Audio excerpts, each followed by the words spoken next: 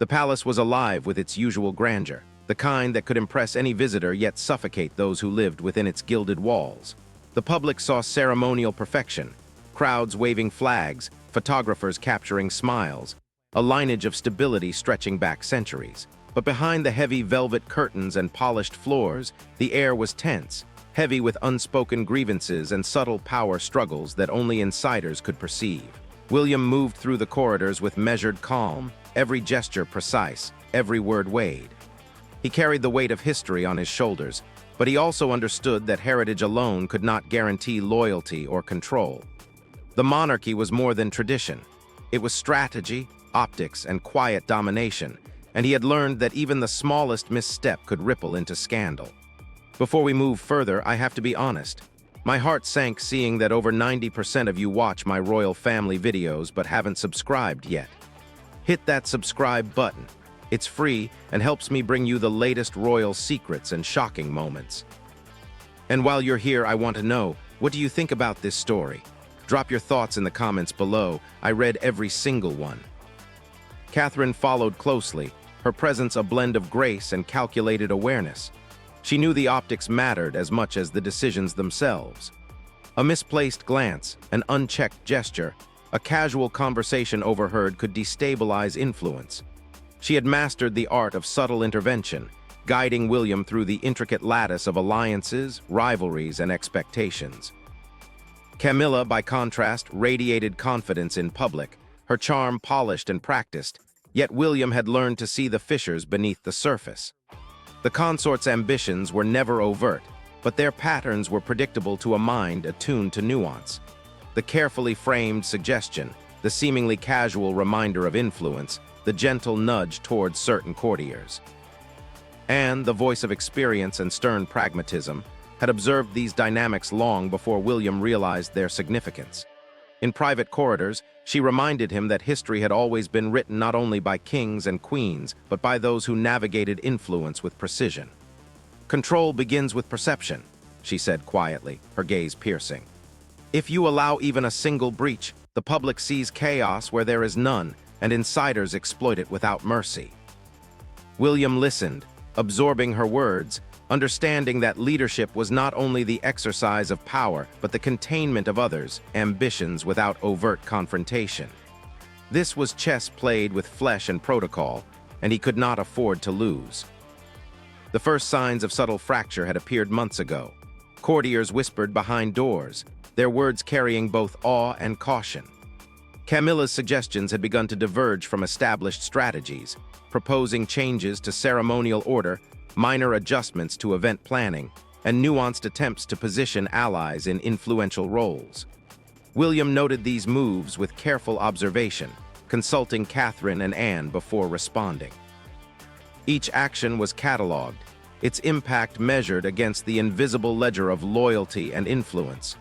No one could afford to act on impulse. Miscalculation could compromise centuries of continuity.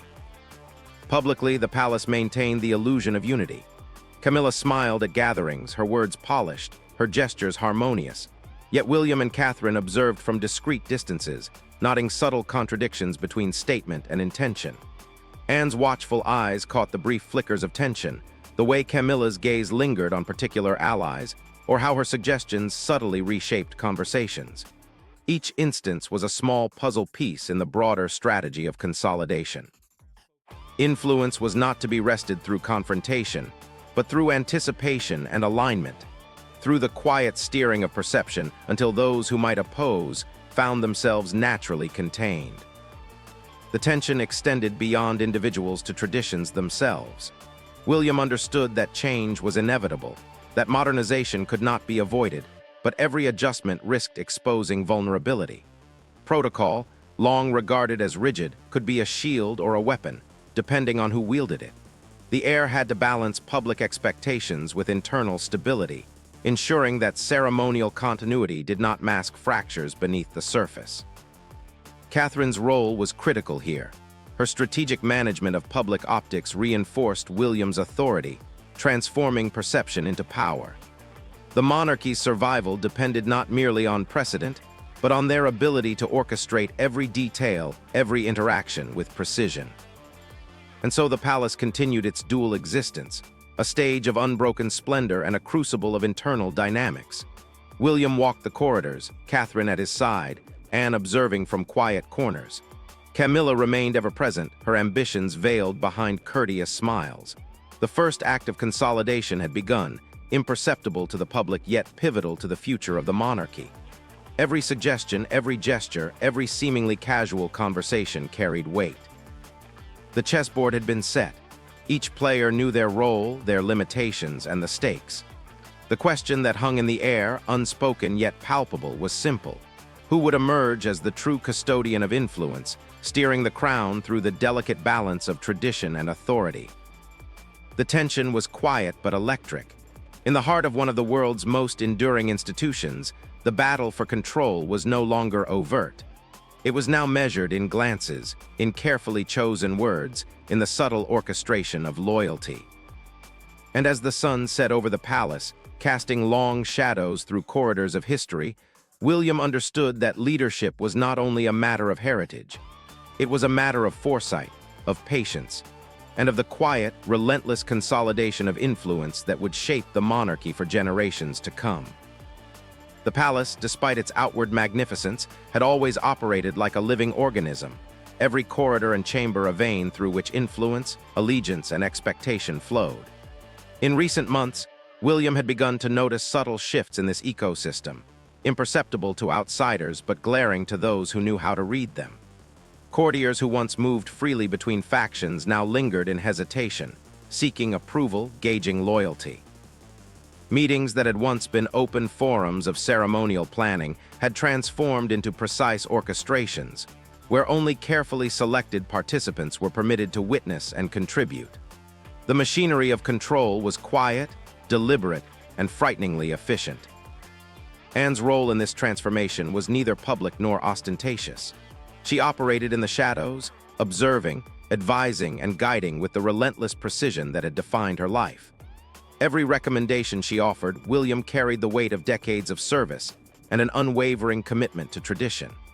She reminded him that influence was a currency far more valuable than titles, and that control was not maintained through authority alone, but through disciplined management of perception.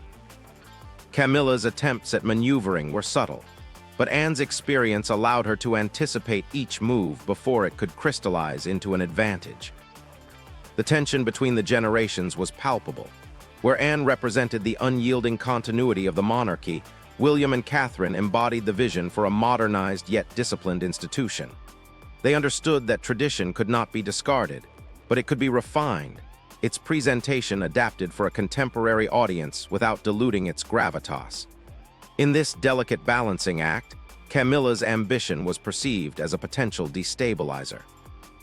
Her presence in planning sessions, while superficially collaborative, was increasingly viewed as an encroachment into spaces historically reserved for bloodline heirs. Each suggestion she made, however minor, was catalogued, assessed, and strategically countered. It began with small measures. Guest lists for preparatory meetings were subtly adjusted, excluding those whose allegiances were uncertain. Communication channels were restructured to bypass Camilla's usual points of contact. Sensitive memos, once distributed broadly, were now filtered through secure intermediaries. The changes were designed to be invisible to the casual observer, appearing as routine administrative adjustments. But to those attuned to the inner workings of the palace, the signals were unmistakable. A reassertion of control had begun, orchestrated with surgical precision. William took a leading role in enforcing these shifts, but always in partnership with Catherine and Anne. Where Anne provided the strategic blueprint, Catherine's finesse ensured that the optics remained impeccable. Publicly, there was no hint of discord, no evidence that the Queen Consort's influence had been curtailed. Social engagements proceeded without interruption, ceremonies were flawlessly executed, and Camilla's public persona remained untarnished. Yet behind closed doors, the restructuring of authority was methodical and complete, a quiet assertion of sovereignty that left no space for negotiation. Every interaction became a test of allegiance. Courtiers who hesitated or questioned the changes found themselves quietly reassigned or excluded from informal discussions. The subtle power shifts were measured with precision, A glance here, a carefully worded suggestion there, the timing of messages and invitations. Camilla, despite her decades of experience navigating court politics, began to encounter friction where she had once found only smooth paths. Her influence, previously bolstered by visibility and carefully curated perception, was now met with invisible barriers, resistance that appeared natural yet was meticulously engineered. The psychological dimension of this consolidation was profound. Those who had previously operated under Camilla's guidance now hesitated, unsure which directives would endure. Staff found themselves navigating a labyrinth where the rules were changing, but the consequences were unmistakable. The quiet exclusion fostered tension, uncertainty, and eventually compliance. Loyalty, once taken for granted, now had to be consciously earned through alignment with the heir and the Princess Royal. Every misstep, however small, was a reminder that authority had shifted, that the era of passive acquiescence to the consort's influence was over. In private conversations, Anne emphasized the stakes. "This is not about personal grievances," she reminded William. "It is about the survival of the institution. One misaligned influence can unravel centuries of discipline and tradition. History does not forgive negligence." William absorbed these words, recognizing that the careful curation of influence, the measured exclusion of even the most seemingly harmless actors, was necessary. Authority was no longer simply inherited. It had to be actively maintained, protected from erosion both subtle and overt. Catherine's contributions were equally critical. She ensured that the restructured system maintained cohesion, that morale among loyal staff remained high, and that the public narrative remained untarnished. Her subtle guidance reinforced William's decisions, providing a balance between firmness and diplomacy. In every encounter, every planning session, she acted as a stabilizing force, translating the strategic vision into operational reality without fanfare or confrontation. The partnership between William and Catherine was becoming a model of strategic alignment, blending vision, authority, and perception into a coherent framework that even the most seasoned observers found difficult to discern. As the weeks passed, the palace's rhythm subtly shifted. Camilla's opportunities to influence key decisions dwindled, yet she remained unaware of the full extent of her exclusion. The machinery of authority had been recalibrated. The control of the monarchy's future rested firmly in the hands of William, Catherine, and Anne. What the public saw, a harmonious continuation of royal pageantry, masked a quiet, exacting consolidation of power that would shape the institution for decades. Every decision, every gesture, every carefully orchestrated interaction served the dual purpose of preserving tradition and reinforcing control. The silent consolidation was now complete, an invisible yet unassailable realignment. Camilla's influence had been contained, her reach restricted, and the heir's authority reasserted with both discretion and clarity. In the polished corridors of Clarence House and the shadowed corners of the palace, a new hierarchy had emerged. The message was clear, unspoken, yet unmistakable. The monarchy would evolve, yes, but on the terms defined by those who understood both its history and its future. The first phase of power had been won, and the quiet battle for dominance had established the blueprint for all that was to follow. The palace, a symbol of enduring stability, was beginning to reveal cracks invisible to the public eye. William, Catherine, and Anne had solidified control with quiet precision, yet the consequences of the consolidation were rippling outward in subtle, unpredictable ways. Power, though centralized, was never static. It was a living force, shaped as much by perception as by authority, and perception, by its nature, could never be fully managed. Courtiers whispered, alliances shifted, and even minor interactions became magnified into tests of loyalty, each response scrutinized for hidden meanings. Camilla's awareness of the changing dynamics remained partial. She noticed hesitation, occasional omissions, the absence of her suggestions in decisions once considered routine. Yet she lacked the context to fully interpret these signs, attributing them to administrative changes, miscommunication, or perhaps the natural ebb of influence over time. What she did not perceive was the deliberate architecture of exclusion, the careful realignment of authority designed to preempt her moves before they could solidify. Every invitation redirected, every memo filtered, Every suggestion quietly overridden was part of a carefully choreographed strategy. A strategy executed with precision, invisibly, so that the public face remained unblemished. The psychological toll on Camilla began to manifest subtly. Meetings that were once arenas of assertive participation now ended in her silence, her words unacknowledged or deferred. Her presence, which had historically signaled sway, was met with polite acknowledgement but no real engagement. Staff she had relied upon for insight and feedback now answered in measured tones, conveying information selectively, carefully avoiding any perception of favoritism. In this new environment, influence was no longer a matter of entitlement. It required negotiation, alignment, and a deep understanding of the unspoken rules that governed the palace. Camilla, despite her experience, was navigating a terrain that had been quietly redrawn. William's approach remained strategic and measured. He understood that direct confrontation would only amplify tension and provide Camilla an opportunity to reclaim lost ground. Instead, he relied on incremental adjustments, seating arrangements in meetings subtly altered, speaking order adjusted, and private consultations limited to trusted advisors. The aim was not public humiliation, nor was it personal retribution. It was a methodical assertion of authority, reinforcing the hierarchy without drawing attention to the mechanics of the shift. Power, he knew, was as much about the perception of inevitability as it was about actual control. Catherine's role was equally critical. Her diplomatic acumen ensured that the consolidation of authority did not breed resentment beyond what was strategically advantageous. She maintained visible harmony, offering engagement and acknowledgement where appropriate, but never compromising the subtle limits set on Camilla's influence. This delicate balance required constant attention. A word here, a gesture there, a nuanced display of consideration that reinforced loyalty without undermining the authority now centralized in the heir and the princess royal. In this theater of appearances, Catherine was the director, orchestrating interactions so that every participant felt recognized yet constrained.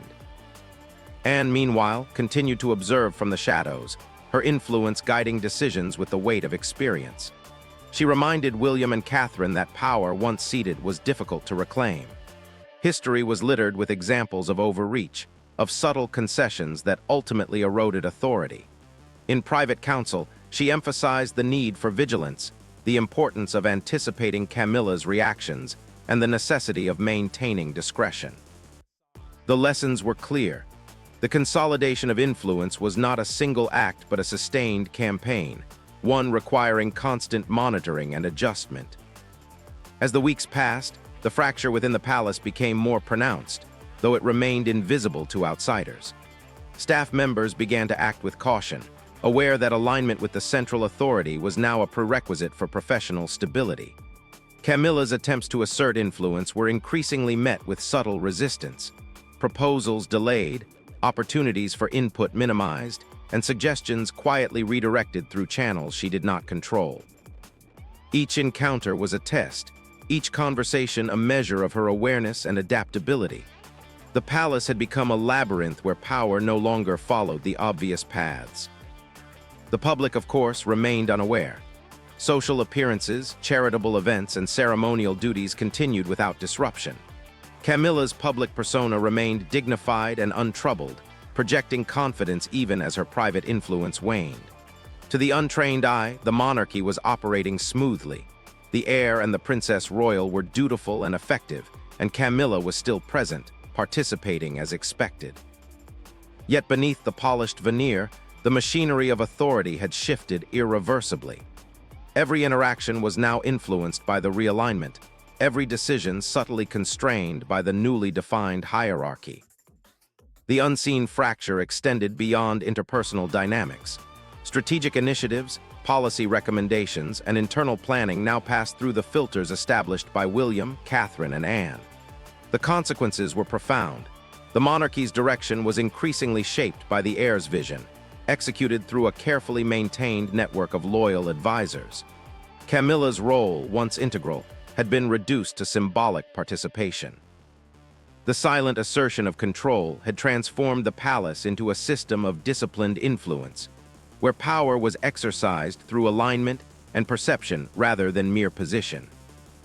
In these invisible currents, the stage was set for the next phase of consolidation. Camilla, perceptive yet constrained, would eventually confront the reality of her diminishing sway. The palace, though outwardly stable, was now a chessboard of meticulously calculated moves, and every player, from staff to royalty, had been repositioned in a game whose rules had been quietly rewritten.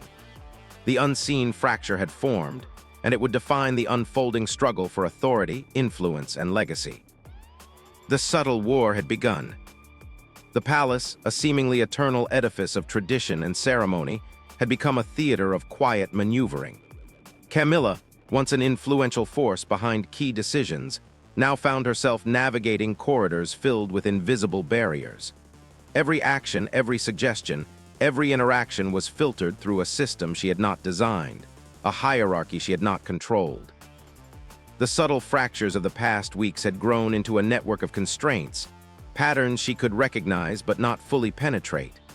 The reality of diminished influence settled like a shadow across her presence, unavoidable, undeniable, yet unspoken. William's consolidation of authority reached its subtle apex. Meetings, once collaborative, now functioned as orchestrated sequences in which his voice set the rhythm, and responses followed the expected cadence. Camilla's contributions, carefully tolerated before, were now evaluated with a quiet precision that rendered them peripheral. Even her observations, previously treated as guidance, were now filtered through layers of discretion and oversight. The palace had become an ecosystem where alignment with the heir's vision was the sole determinant of effectiveness. Camilla, despite her experience and insight, had been quietly isolated, her sphere of influence deliberately constricted.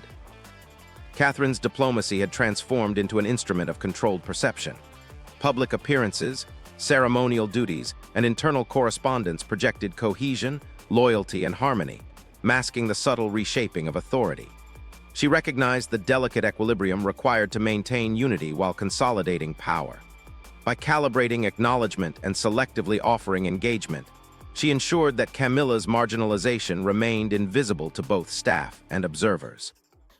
Catherine's mastery was not in confrontation, but in the orchestration of consent, the creation of an environment in which the central authority appeared both benevolent and inevitable. Anne continued her role as the silent architect of oversight. Experience lent her the foresight to anticipate the consequences of misstep, both for those consolidating power and for those gradually removed from it.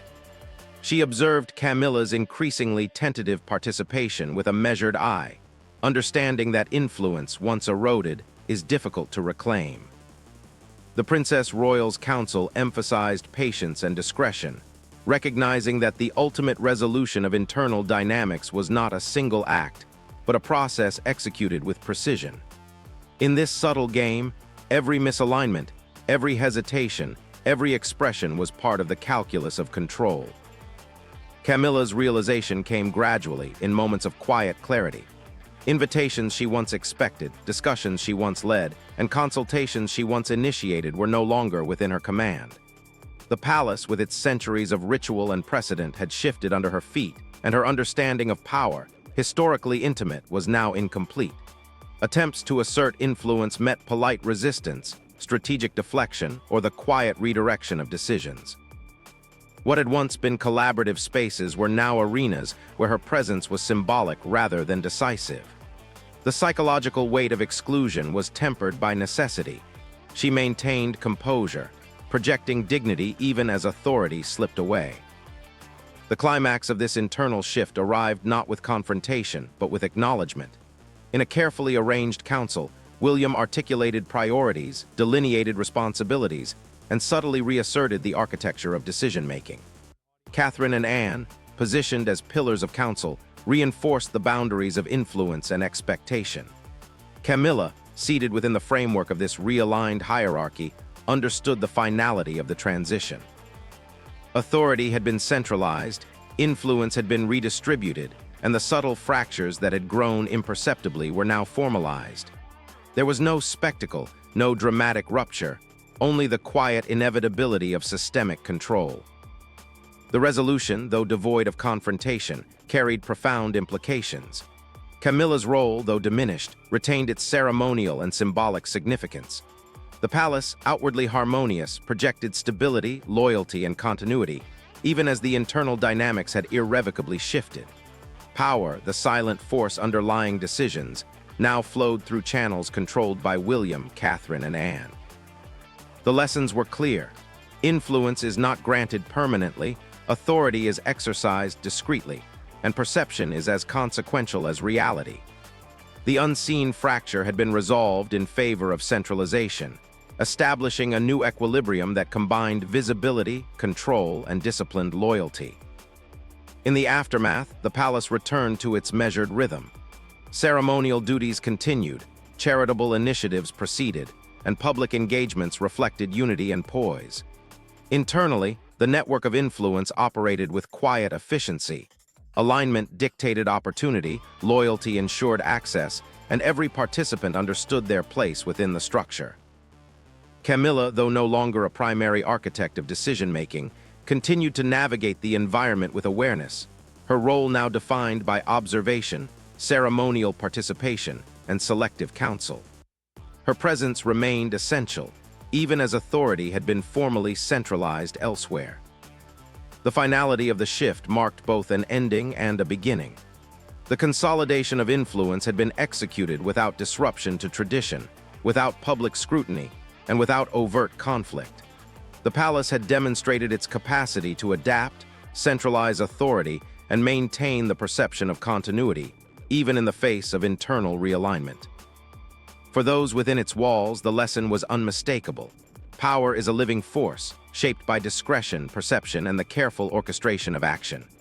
Camilla's tenure as a primary influence had ended, but the architecture of authority, the invisible frameworks, the disciplined hierarchies, the unspoken agreements, would endure. The subtle war of influence had concluded, leaving a palace aligned, orderly, and prepared for the future.